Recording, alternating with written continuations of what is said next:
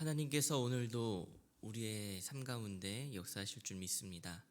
다 함께 사도신경으로 신앙 고백하시겠습니다. 전능하사 천지를 만드신 하나님 아버지를 내가 믿사오며 그 외아들 우리 주 예수 그리스도를 믿사오니 이는 성령으로 잉태하사 동정녀 마리아에게 나시고 본디오 빌라도에게 고난을 받으사 십자가에 못 박혀 죽으시고 장사한 지 사흘 만에 죽은 자 가운데서 다시 살아나시며 하늘에 오르사 전능하신 하나님 우편에 앉아 계시다가 저리로서 산 자와 죽은 자를 심판하러 오시리라. 성령을 믿사오며 거룩한 공회와 성도가 서로 교통하는 것과 죄를 사하여 주시는 것과 몸이 다시 사는 것과 영원히 사는 것을 믿사옵나이다. 아멘. 다 함께 찬송가 218장 찬양하시겠습니다.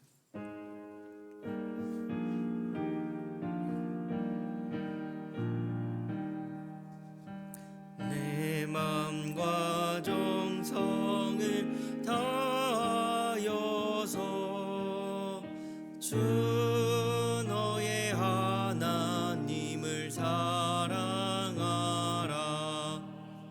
내 몸을 아끼고 사랑하듯 형제와 이웃을 사랑하라. 주께서 우리에게 명하시니 그 명령 따라서 널 미워 해치는 원수라도 언제나 너 그렇게 사랑하라. 널 핍박하는 자 위에서도 신실한 마음으로 복을 빌라. 주께서 우리에게 명하시니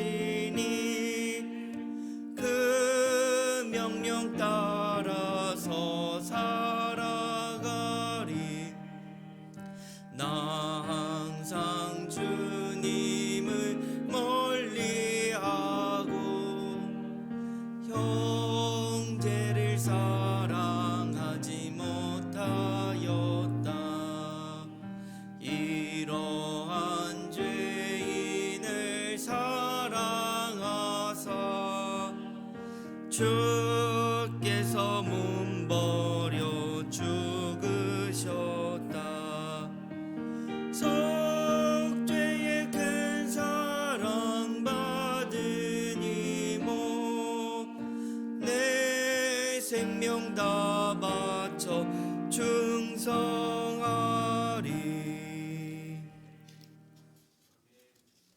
오늘 우리가 나눌 하나님의 말씀은 마태복음 23장 1절부터 7절의 말씀입니다.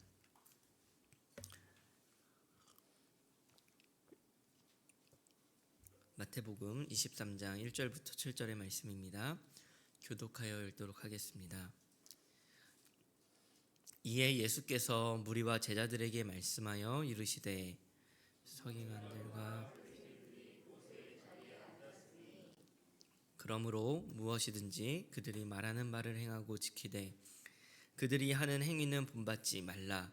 그들은 말만 하고 행하지 아니하며 무거운 짐을 묶어 사람의 어깨에 지우되 자기는 이것을 한 손가락으로도 움직이려 하지 아니하며 그들의 모든 행위를 사람에게 보이고자 하나니 곧 그 경문띠를 넓게 하며 옷수를 길게 하고 함께 읽도록 하겠습니다. 시장에서 문안받는 것과 사람에게 랍비라 칭함받는 것을 좋아하느니라. 아멘. 우리가 하나님의 말씀대로 얼마나 살아가고 있나요? 아마 행위에 대해서 당당한 사람은 아무도 없을 것 같습니다. 그것은 나 자신뿐 아니라 누구를 보아도 마찬가지일 것 같습니다. 마태복음 19장에는 이제 예수님과 부자 청년의 이야기가 등장하는데요. 그 이야기를 마주할 때 우리는 어쩌면 그 청년에게 연민을 느끼지 않을 것 같아요. 예수님께서 부자 청년에게 말씀하셨죠. 생명에 들어가려면 계명들을 지켜라. 부자 청년은 아주 자신 있게 당당하게 대답을 합니다. 살인하지 말라, 간음하지 말라, 도둑질하지 말라, 거짓 증언하지 말라, 부모를 공경하라, 내 이웃을 내 자신과 같이 사랑하라. 이 계명들을 다 지켰습니다. 저는 부족한 것이 없습니다. 이에 예수님께서는 그가 가진 가장 약한 부분을 찌르셨습니다. 내 소유를 팔아 가난한 자들에게 주고 나를 따르라. 이에 그 청년은 근심하며 떠나갔다고 성경은 기록을 하고 있습니다. 혹시 이 청년이 안쓰러우십니까? 저는 마음속에 이런 마음이 들더라고요. 큰 소리를 치더니 그럴 줄 알았어. 사람이 겸손해야지. 오만방자하게 입으로 떠들더니 그렇게 잘난 체 하더니 그럴 줄 알았어.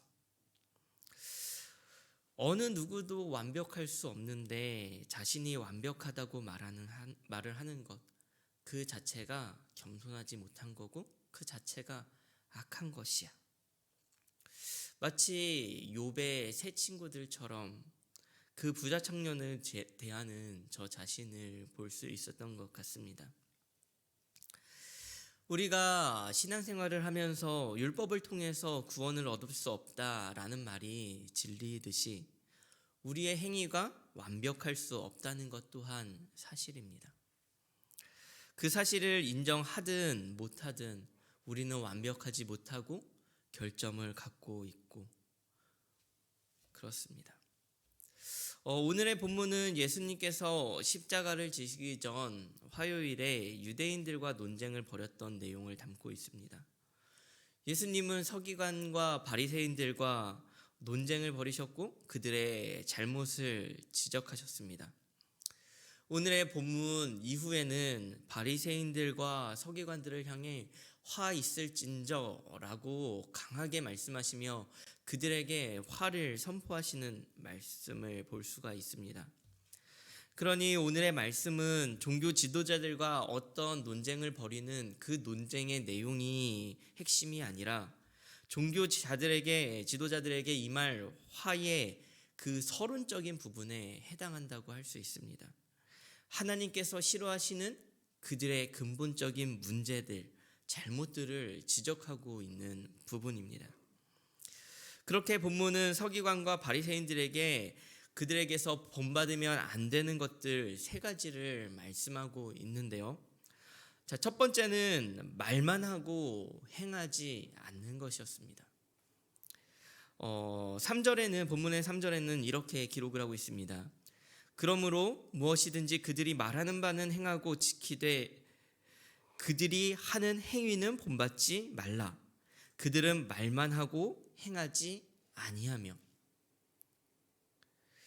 말만 하고 행하지 않는다고 말씀하시는 겁니다.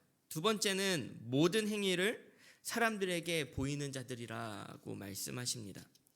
5절은 이렇게 기록하고 있습니다. 그들의 모든 행위를 사람에게 보이고자 하나니 곧 경문띠를 넓게 하며 옷수를 길게 하고. 세 번째로는 그들은 높은 자리에 앉기 좋아한다라고 말씀하십니다. 본문의 6절에서 7절은 이렇게 말씀하는데요. 잔치의 윗자리와 회당의 높은 자리와 시장에서 문안받는 것과 사람에게 랍비라 칭함을 받는 것을 좋아하느니라. 이 세 가지의 잘못된 모습은 하나님에게 역겨운 것이었습니다. 하나님께서 그들을 엄중히 심판하실 것이고 화가 그들에게 임할 것이라고 선포하실 만큼 잘못된 모습이었습니다. 그러나 어떻습니까? 이 말씀에 당당하십니까? 완벽하십니까? 우리에게도 있는 모습들 아닐까요? 말만 하고 말한 만큼 행동을 하십니까? 저도 사실은 누군가에게 올바른 이야기를 하는 것을 그렇게 좋아하지는 않습니다. 왜냐하면 그렇게 살지 못하니까요. 그런데 설교를 셀 수 없이 많이 하면서 가장 힘든 것은 말한 만큼 살지 못한다는 거예요. 그러면서도 계속 말해야 하는 거죠. 혹시 사람에게 보이려고 행동하지는 않으십니까? 사실 사람에게는 수많은 행동의 이유들이 있잖아요. 보이지 않는 하나님보다 당장 날아오는 아내나 남편의 잔소리가 더 무서울 때가 얼마나 많습니까? 하나님의 말보다 누군가의 시선이 더 무섭기도 한 게 우리의 현실 아닌가요? 높은 자리를 앉는 것을 좋아하지는 않으십니까? 높은 자리를 선호하는 것은 어떻게 보면은 또 사람이 가진 자연스러운 욕구일지도 모릅니다. 제가 회사 다닐 때 회사 사옥을 20층짜리를 지었는데 그 꼭대기에는 회장님이 사용하시더라고요. 자연스레 자기가 몇 층에서 일하는지가 회사 내의 입지를 보여준다고 스스로 여기는 것을 봤던 기억이 납니다. 또 보니까 아파트 꼭대기층은 프리미엄이 또 붙더라고요. 집사님들한테 성도님이라고 잘못 부르면 싫어하시고 또 성도님한테 집사님이라 잘못 부르면 부담을 갖는 것이 어떻게 보면 자연스러운 우리들의 마음인지도 모릅니다. 간단하게 세 가지를 이야기했지만 서기관과 바리새인들, 그들과 우리가 무엇이 다를까요? 사실 별반 다르지 않은 것 같습니다. 결국은 같은 것 같아요. 결국은 모두 잘못하기는 매 한 가지라는 것입니다. 하지만 똑같기만 한 것은 또 자존심 상하는 일 아닌가요? 그래도 우리가 주님을 따르는 세월이 있는데 우리가 기도하며 예배하며 그래도 나아가고자 노력하는 그 기도가 있고 세월이 있는데 그렇다면 우리의 노력은 아무짝에도 쓸모없는 것들입니까? 물론 우리의 삶은 완벽하지 못합니다. 하나님 앞에서 죄인이고 서기관과 바리새인들 같이 끊임없이 잘못된 길을 선택하는 것이 우리란 말입니다. 인정합니다. 화 있을진저 우리에게 그렇게 진노하신다 하더라도 사실 할 말은 없어요. 그러나 한켠에 그렇게 심판의 자리에 서기엔 너무나도 억울한 마음들도 있는 것이 사실입니다. 우리의 노력과 애씀이 어떤 의미가 있습니까? 한 가지 함께 생각해 보고자 하는 것은요. 종교 지도자들과 제자들의 차이가 무엇이었을까 하는 것입니다. 제자들은 얼마나 다릅니까? 제자들은 말한 만큼 행동을 합니까? 베드로는 예수님을 부인하지 않겠다고 호언장담하고 예수님을 3번이나 부인합니다. 높은 자리에 앉는 것을 싫어했습니까? 그들은 서로 높은 자리에 앉고자 분을 내었고 싸웠습니다. 예수님께서 십자가에 달려 돌아가신다는 말씀을 들으면서도 예수님의 오른팔이 되고 왼팔이 되고자 먼저 생각했던 것들이 제자들의 모습이었습니다. 사실 까놓고 보면 제자들이나 서기관들이나 바리새인들이나 별반 다르지 않잖아요. 다르지 않은 둘이 있는데 한쪽은 예수님의 제자고 한쪽은 화가 임할 것이라고 그렇게 말씀하시는 서기관과 바리새인들이었다는 것입니다. 그들의 작은 차이는 무엇일까요?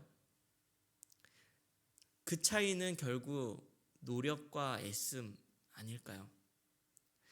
제자들이 종교 제자들과 다른 것, 그것은 예수님을 부인할지언정 부인하지 않겠다고 외치는 것, 부인했을지라도 다시 울면서 주님 앞에 나아가는 것, 그것이 제자들이 가진 노력과 애씀 아닐까요? 저는 앞서 부자 청년에 대해 이야기를 했지만 성경은 그 끝을 완벽하게 결론짓지는 않는 것 같습니다. 그 부자 청년이 근심하며 돌아갔다. 그러나 그 이후에 어떻게 되었을까요? 노력과 애씀의 관점에서 저는 그 부자 청년을 응원하게 되었습니다. 비록 그가 자신의 결점을 발견하였지만 다시금 예수님께 나아오길, 그의 삶에서 계명을 지키고자 노력했던 그 노력이 거기서 멈추지 않고 한 걸음 더 도약하기를, 그 마음이 예수님께서 서기관과 바리새인들에게 화를 선포하시면서 바라시던 마음이 아니었을까요? 우리의 삶은 완벽하지 못합니다. 늘 제자리에 있는 것 같고 답답합니다. 그럼에도 불구하고 하나님께서 우리의 삶을 모자르다 질책하지 않으시고 잘못했다 벌하지 않으시며 기다리고 길이 참으심은 우리의 삶에 노력이 있기에, 우리의 삶에 주를 향한 애씀이 있기에, 그것이 비록 종이 한 장처럼 아주 작고 미약할지라도 그것을 기쁘게 여기시리라 믿습니다. 오늘 하루 포기하지 않고 지켜나갔으면 좋겠습니다. 만약 우리가 지쳐 그 노력과 애씀들을 잊는다면, 그것들을 포기한다면 결국 서기관과 바리새인들의 자리에 서게 될 것입니다. 오늘을 살아가며 우리의 삶에 노력과 애씀이 있기를 간절히 소망합니다. 보잘것없는 삶이지만 노력하고, 넘어질지언정 다시 일어나서 노력하고 애씁시다.